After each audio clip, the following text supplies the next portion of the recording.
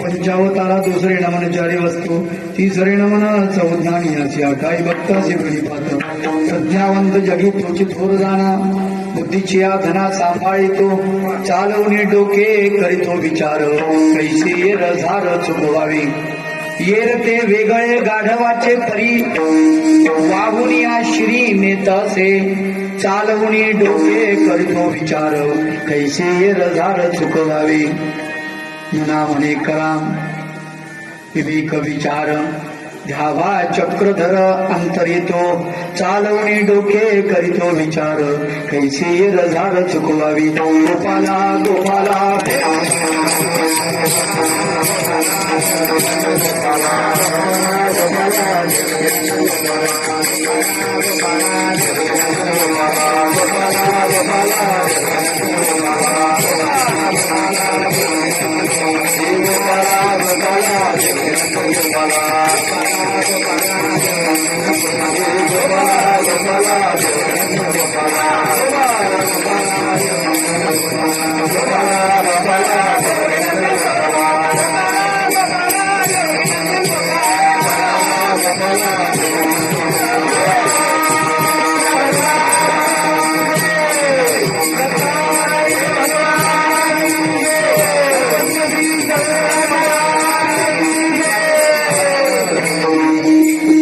प्रज्ञावंत जगी तोची थोर जाणा बुद्धीची धना सांभाळितो चालवणे डोके करीतो विचार कैसी रझार चुकवावी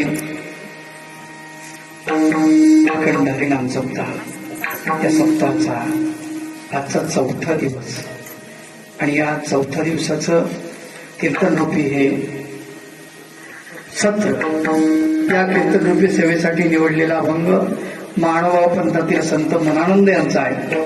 अभंगातील प्रतिपद्य विषय अत्यंत साधा सोपा आणि सरळ आहे. 4 चरणाचा असलेला अभंग या 4 चरणाच्या अभंगातून संत जे निवेदन करतात जी माहिती सांगतात की प्रज्ञावंत कुणाला म्हणावं शब्दाकडे लक्ष द्या. प्रज्ञावंत कुणाला म्हणावं संत सांगतात तोच प्रज्ञावंत आहे. प्रज्ञावंत जगी तोची थोर जाणा त्यालाच थोर प्रज्ञावंत म्हणावं. कुणाला म्हणावं बुद्धीची धना सांभाळितो. भगवंतानं बुद्धी नावाचं धन त्याला दिलेलं आहे. त्याचा जो सांभाळ करतो तो खरा प्रज्ञावंत. त्याला प्रज्ञावंत म्हणावं. कसा सांभाळ करतो चालवणे डोके करीतो विचार कैसी येर झार चुकवावे.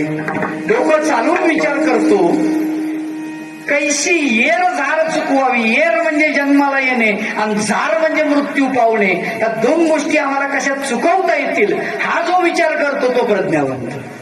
आलं का लक्षात. म्हणजे मग याच्या वेगळं त्याला काय म्हणावं म्हणजे येर ते वेगळे गाढवाचे परी. म्हणजे ते गाढवासारखे म्हणजे कसे वाहुडिया शिरी नेत असे. गाढव पाठीवर ओझं वाढवतो आणि माणूस डोक्यावर ओझं वाढवतो. ठीक आहे. म्हणून गाढवाचे परी असं म्हटलं संत. परी म्हणजे त्यासारखे त्या सम तत्सम गाढवासारखे. का तर विनाकारणचं ओझं डोक्यावर वाहून देतो आपण म्हणून गाढवाचे परी. येर ते वेगळे गाढवाचे परी वाहून या शिरी नेत असे. चालवणे डोके करीतो विचार कैसे रझार चुकवावे. मग म्हटलं याच्यातून काही उपाय नाही का म्हटले आहे ना. मना मने करा विवेक विचार, सत्सद विवेक बुद्धीने विचार करा म्हणले. ध्यावा चक्रधर अंतरी तो, अंतकरणामध्ये चक्र सुदर्शन ज्याने धारण केलं असा जो भगवंत तो ध्यावा म्हणजे अंतकरणात त्याचं ध्यान करावं. हे जर केलं तर म्हटले तुम्हाला जन्माला येण्याचा फायदा आहे, तुम्हाला बुद्धी मिळाल्याचा फायदा आहे, तरच तुम्हाला प्रज्ञावंत म्हणतील आणि तरच तुमचं कल्याण होणार आहे. हा झाला अभंगाचा भावार्थ. गोपाला गोपाला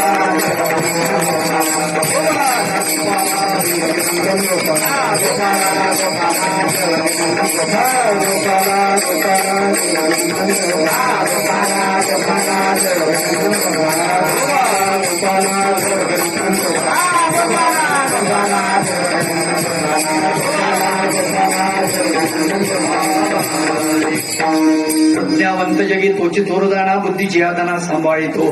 तुम्हाला सांगतो माय बाप हो, खेड्या विभागात दादा याचा आवाज जो आहे ना असा झांजरला नाही पाहिजे, थोडं कमी ठेव, काय अडचण नाही बरं का. शिट्टी नाही मारली पाहिजे, कारण हे एम्प्लिफायर आणि बॉक्स जास्त पॉवरचे असले आणि एम्प्लिफायर कमी पॉवरचा असला की तसं होत असतं. आलं का लक्षात. आणि मी जरी म्हटलं आवाज वाढवतो, वाढवू नको. तुला जे कळतं ते महत्वाचं आहे, आम्हाला त्यातलं कळत नाही. याच्यातलं तुला कळत नाही आणि त्याच्यातलं आम्हाला कळत नाही. गोपाला गोपाला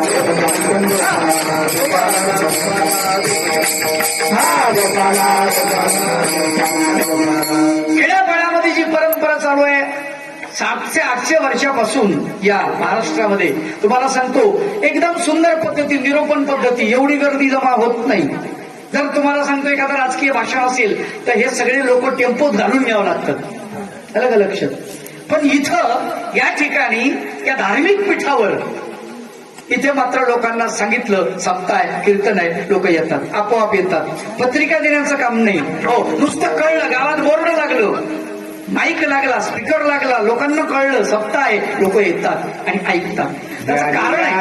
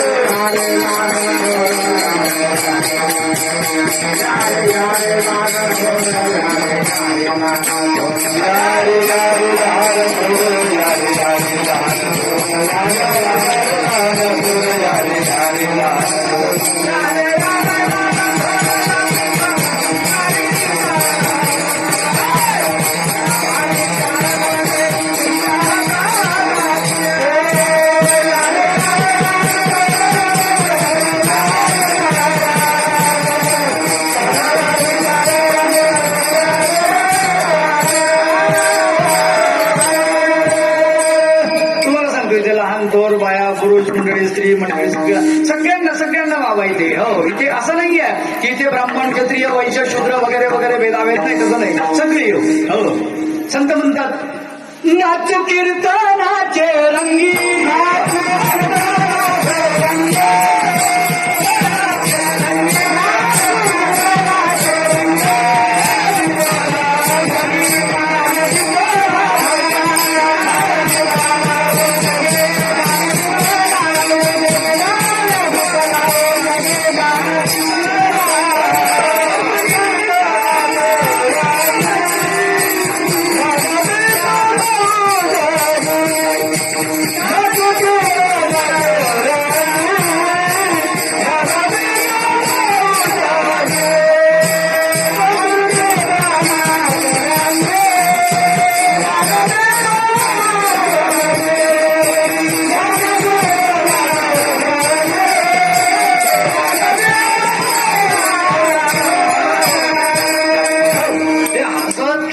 बसत उठत नाही का, म्हणजे अगदी सामान्यपणे प्रबोधन, त्याचं नाव कीर्तन. लक्षात ठेवा. कीर्तन म्हणजे नाम संकीर्तन. सुरुवातीला काय होतं तुम्हाला सांगतो. तुकाराम बाबा एका गावात गेले. लोक म्हणले महाराज असं नंबर 1चं कीर्तन झालं पाहिजे. म्हणजे नंबर 1चं. म्हणले ठीक आहे हरकत नाही, नंबर 1चं. आणि मग त्यांनी सुरू केलं रामकृष्ण हरी रामकृष्ण हरी रामकृष्ण हरी रामकृष्ण. 2.5 तास तुम्हाला सांगतो. आणि 2.5 तासानंतर बोलिले लेकुरे वेडे वाकुडे उत्तरे झालं.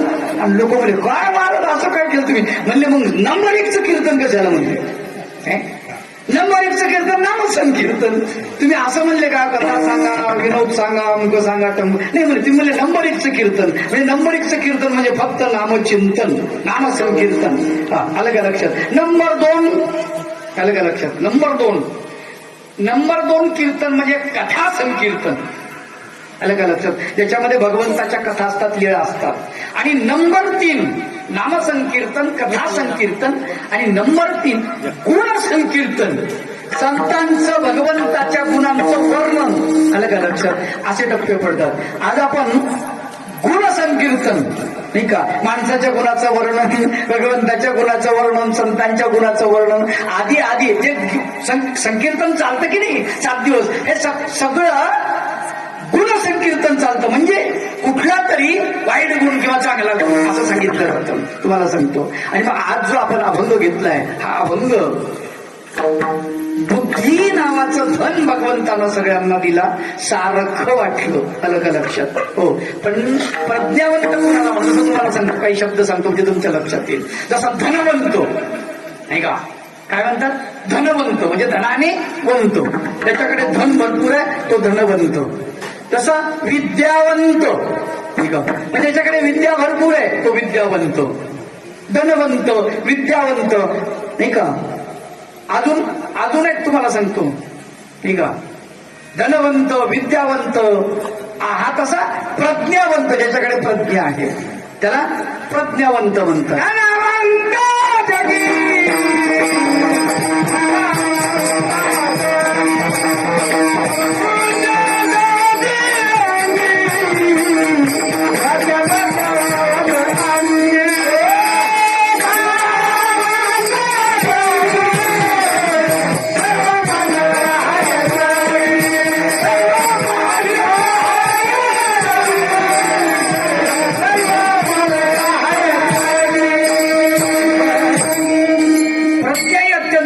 लक्षात ठेवा. म्हणून भगवंतानं आम्हाला सुंदर असं शरीर दिलं. या शरीरामध्ये शरीराचा विचार करा पायापासून डोक्यापर्यंत नाही का.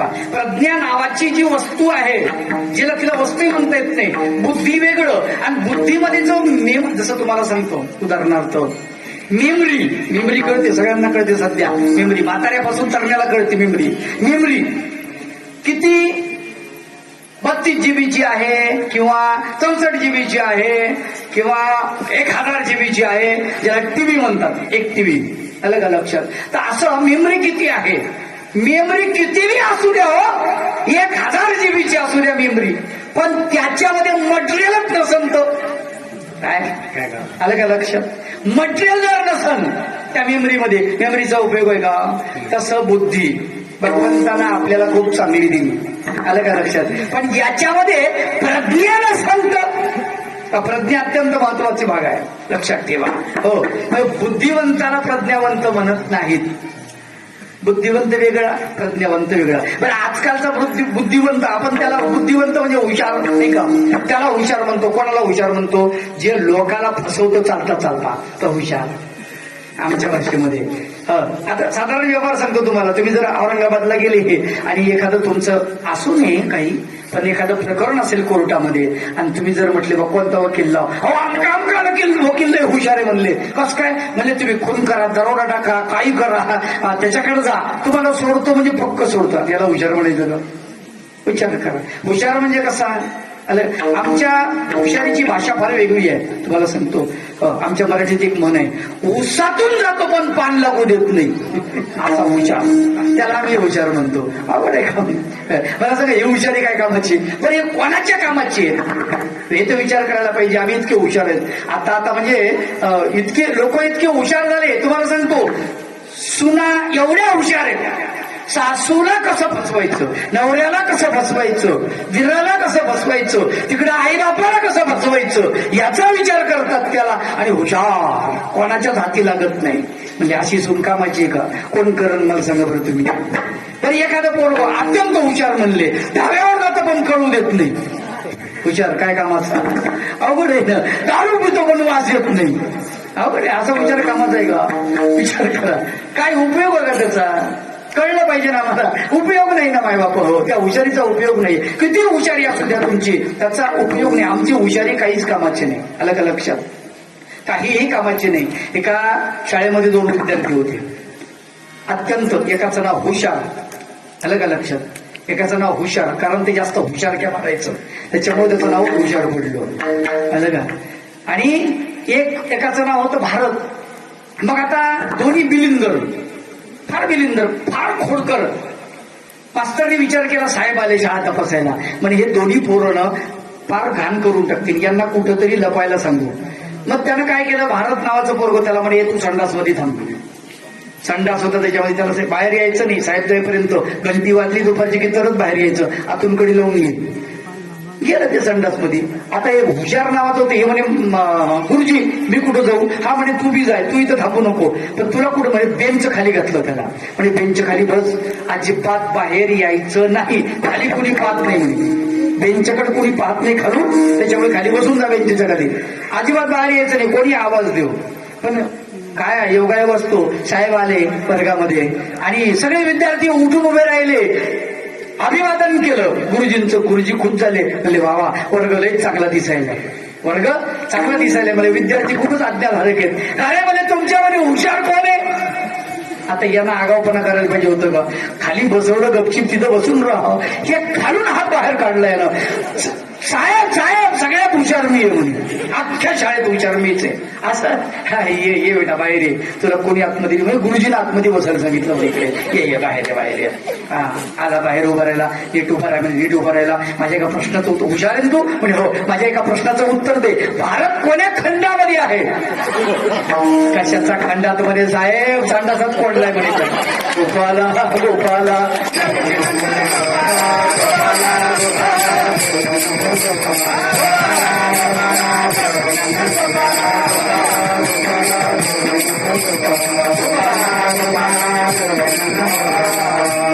मला सांगा, ही हुशारी कामाची आहे का?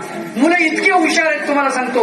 आता परीक्षा झाली मुलांची, त्याच्या अगोदर मी नागपूरकडे गेलो, 10व्या वर्गाची परीक्षा चालू. एका गावात गेलो, एक पोरग बसलं होतं, त्याला म्हणलं काय तो टीव्ही पुढे बसला, उद्या परीक्षा आहे, 10व्या वर्गात आहे म्हणतो, उद्या पहिला पेपर तुझा इंग्रजीचा पेपर. कुशाल बसला म्हणे बाबा सगळी तयारी झालेली ना रे वा, अभ्यास केला असेल यांनी अगोदर सगळं, ट्युशन वगैरे अमकं टमकं सगळं. म्हणजे मी म्हटलं सगळी तयारी म्हणजे पूर्ण तयारी झाली. म्हटलं काय काय तयारी केली व तू? ते म्हणे बाबा तयारी, नवीन अपेक्षित प्रश्न संच आणलेत मला 21 नवीन आणलेत. मी म्हणलं आत्ता? हा म्हणे आत्ताच, वर्षभर काय कामाचे मग ते आत्ताच लागतात आणि फाडून तयार आहेत म्हणे ते. कशाला? तुम्हाला कळत नाही का तयारी म्हणे सगळी ती? म्हणलं बरं, अजून काय? म्हणे पॅन्ट हे आणलंय म्हणे, काय इलॅस्टिक, नवीन इलॅस्टिक आणलंय. म्हणलं कशाला? त्यानं ते पायाचा पॅन्ट थोडासा वर केला, पायाला पाहिलं तर सगळी बँडेज होत, असं बांधलेले पट्टे. म्हणजे भानगड काय हे इलॅस्टिक म्हणजे याच्यामध्ये ठेवावं लागतात म्हणे कॉप्या. मला कॉप्या ठीक आहे ठेवायला अडचण नाही, पण कोणती कॉपी कोणीकडे आहे हे तर कळलं पाहिजे ना. डोक्याला अगोदर आवड काम आहे नाही. समजा प्रश्न आला माहित वे आमका प्रश्न, कॉपी आपल्याकडे इकडं आहे का, इकडं आहे का, बुटात आहे का, अंडरग्राऊंड मध्ये आहे का, नेमकी कुठे काढायची कुठून? बरं काढताना मास्तरनं पाहिलं काय करायचं? हुशारी आमची. विचार करा माय बापू, यांना देश पुढे जाणार आहे का, गाव पुढे जाणार आहे का, धर्म पुढे जाणार आहे का, संस्कृती पुढे जाणार आहे का, आपला विकास होणार आहे का, आत्म्याचा विकास होणार आहे का, देशाचा, गावाचा, कुटुंबाचा होणार आहे का? नाही. कोणाला फसवतो आपण? आई बापांना. कुणाला फसवतो? गुरुजींना. कुणाला फसवतो? अरे आपण आपल्यालाच फसवतो. लक्षात ठेवा, जेव्हा आपल्याला नोकरी लागण्याची पाळी येईल ना, तेव्हा मग तिथं आपल्याला कोणीच वाचवत नाही. आलं का लक्षात? तिथे बाप येत नाही, तिथे आई येत नाही, तिथे गुरुजी येत नाही, तिथे कोणीच येत नाही, मित्र येत नाही, कोणीच येत नाही. तिथे स्वतःच्या बळावर तिथं आपल्याला जावं लागतं. ती नोकरी तुम्ही म्हणसाल बाबा माहितीये पैसे दिले की सगळं होतं, काय होत नाही. पैसे दिल्यावर जर सगळं होतं, सगळ्याच ठिकाणी होत नाही. आहे काही नोकऱ्या तसे आहेत, पैसे देऊन दाबल्या जातात, पण मोठं अवघड काम आहे. याला का लक्ष त्याला हुशारी म्हणत नाही. अशा हुशारीनं देशमातीत चालला ना हो. देशमातीत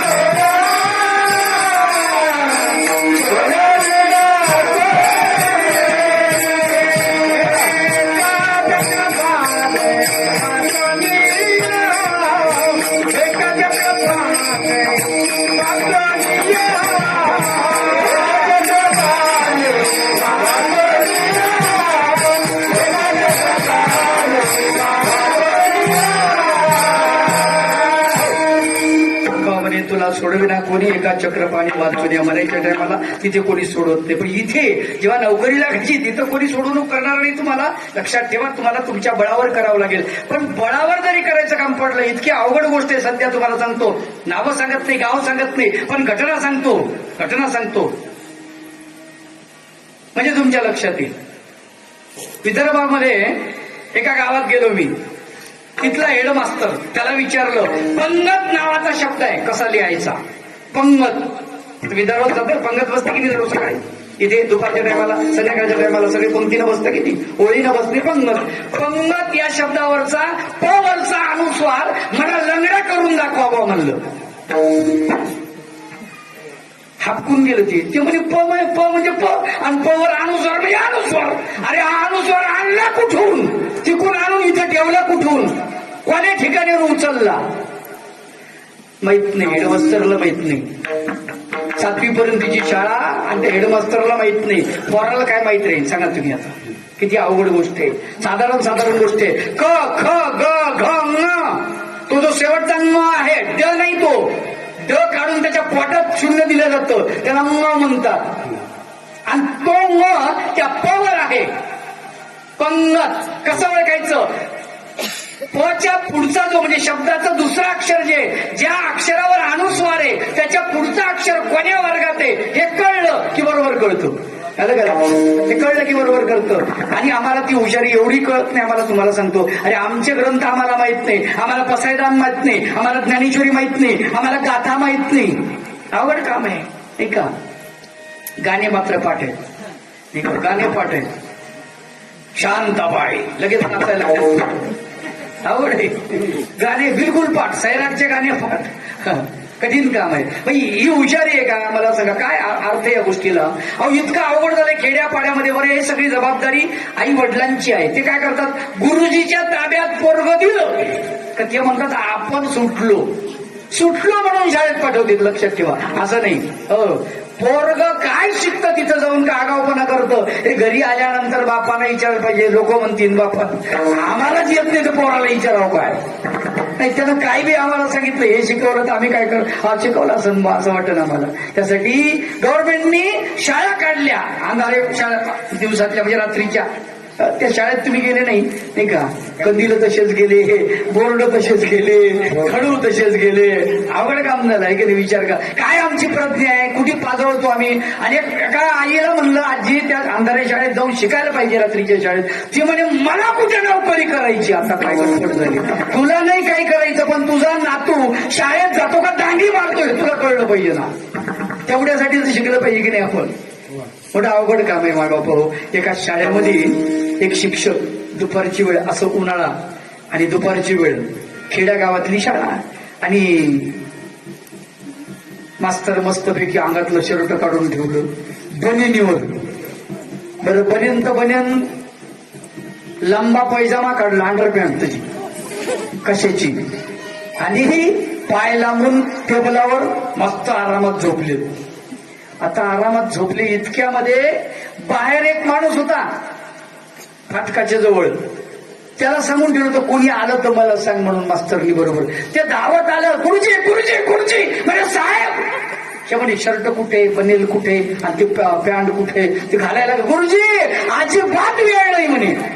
शर्ट घालायला वेळ नाही आणि पैजामा घालायला वेळ नाही. कसं करायचं बघा. मास्तर सरळ उभे राहिले पोरासमोर. मुलांना याला शरीर असं म्हणतात. याला काय म्हणतात? शरीर म्हणतात.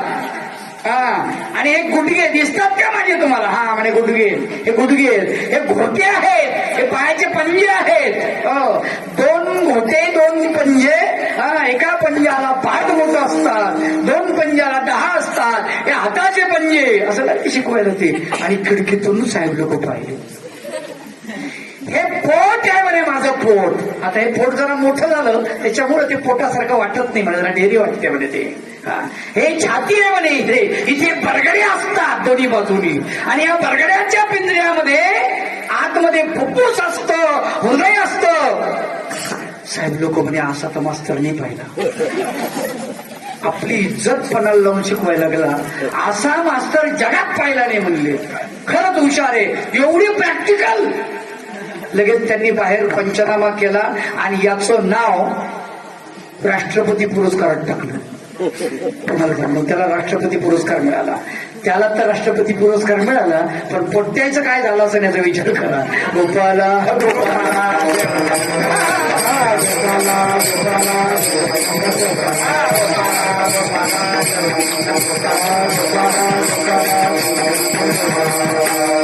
प्रज्ञा ही अत्यंत महत्वाची आहे, लक्षात ठेवा. प्रज्ञा म्हणजे आपण आपल्या बुद्धीचा विकास केल्यानंतर जे फलित आपल्याकडे मिळतं, जे सारासार विचार करण्याचं तंत्र आपल्याला मिळतं, तिला म्हणतात प्रज्ञा. आलं का लक्षात? तिला म्हणतात प्रज्ञा.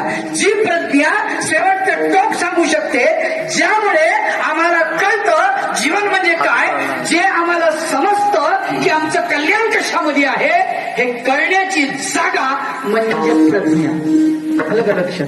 बुद्धी तर सगळ्यांना दिली का नाही? सगळ्यांना. डोकं सगळ्यांना आहे की नाही? आहे की नाही? डोकं सगळ्यांना आहे, मेंदू सगळ्यांना आहे. मेंदू बी आहे, डोकं बी आहे, पण आतल्या मेंदू कोरा आहे. मेंदू कोरा आहे का भरलेला आहे हे ज्याच्या त्याच्या याच्यावर अवलंबून असतं. ठीक आहे. म्हणून आम्ही आमचा मेंदू भरला, ज्याचा मेंदू भरेल आहे. तर काही काही लोकांचे मेंदू तर भरतेच भरेल आहे. रिकामे घेणं नाही देणं नाही, फालतूच्या फालतू. त्यांना उपयोग होणार आहे का? काही जर डोक्यात भरलं तर जमणार आहे का? कचरा कुंडी गती नाही. प्रज्ञा, आमची प्रज्ञा जी आहे ती वाढल्या गेली पाहिजे.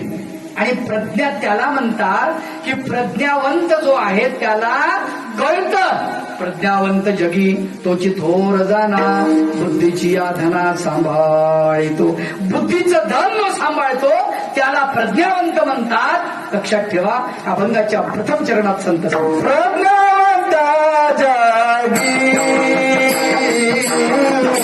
तोची थोर जाना,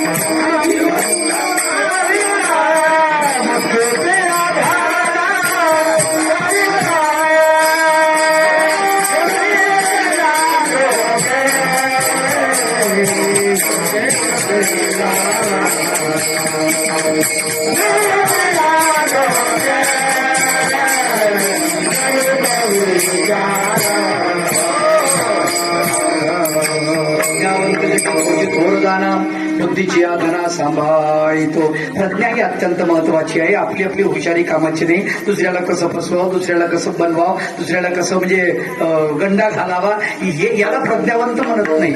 आलं का लक्षात? हा व्यवहार सुद्धा नाही आहे, हा व्यवहार सुद्धा नाहीये, याला जीवन सुद्धा म्हणता येत नाही. फसवेगिरी आहे, लक्षात ठेवा. आणि आपण जे फसवतो ते आपल्याला रिटर्न मारतं, लक्षात ठेवा. रिटर्न करंट माहिती आहे तुम्हाला, रिटर्न करंट मारत असतो. एकच जर तार असली आतमध्ये आणि दुसरी एक तार प्लग मध्ये तुम्ही टाकली, बटन चालू केलं, इकडे बल्ब आहे, बल्ब काऊन लागून नाही राहिला, एक तार बाहेर राहिली आणि तिला तुम्ही पाहिलं ती थोडस तार अशी आतमध्ये होती, दाताने करून काढली, जमन का? बटन तर चालू हो, ते म्हणतात बल्ब तर लागला नाही, इकडे करंट आला नाही, आला इथपर्यंत, रिटर्न जोपर्यंत पोहोचत नाही तोपर्यंत ते बल्ब लागत नाही, लक्षात ठेवा. आणि हे आमच्या लक्षात आलं पाहिजे. आपण जर दुसऱ्याला फसवतो, दुसरा आपल्याला फसवतो, एकामेकाला, सगळे एकामेकाला फसवतात सध्या. आणि याला आम्ही प्रज्ञावंत म्हणतो, याला हुशार म्हणतो. हे आजचं जग जे पाहिलं ना, तुम्हाला सांगतो, आज जर तुम्ही टीव्ही पुढे जर बसलात, प्रत्येक चॅनल बघा तुम्ही, प्रत्येक चॅनल, बातम्याचं चॅनल, ते त्यांच्यावर आरोप करतात, ते त्यांच्यावर आरोप करतात, ते त्यांच्यावर आरोप करतात. जनतेला कळायचं कामच नाही. केवढी अवघड गोष्ट आहे, मला सांगा, किती अवघड गोष्ट आहे. प्रत्येक एकामेकावर आरोप करतात आणि आम्हीच चांगलं करतो असं म्हणतात. जनतेने काय करावं, नेमकं कोणाचं ऐकावं, हे का? अवघड आहे. म्हणजे किती विचार करावा लागतो. पहिल्यासारखं राहिलं नाही आता. पहिलं माणसं आतून आणि बाहेरून सारखे होते. आलं का लक्षात? पहिले माणसं आतून आणि बाहेर येऊन सारखे होते. दुर्योधन अत्यंत चांगला आहे, तुम्हाला सांगतो. जसा बाहेर आहे ना तसा आतमध्ये आहे, आतमध्ये आहे तसा बाहेर आहे. त्याच्यामुळे कळलं पटकन दुर्योधन बदमाश आहे, कळलं. आलं का लक्षात? कळलं दुर्योधन बदमाश आहे, पटकन कळलं. पण तुम्हाला सांगतो आताची माणसं अशी आहेत, दुर्योधन इथं बसलेला असतो, इथं, आणि इथं बाहेर जो दिसतो ना तो आपल्याला धर्मराज दिसतो. दुर्योधनाला धर्मराज दाबून टाकतो, त्याला बाहेर येत नाही. ते म्हणते शांतपणा करू नको, एकांत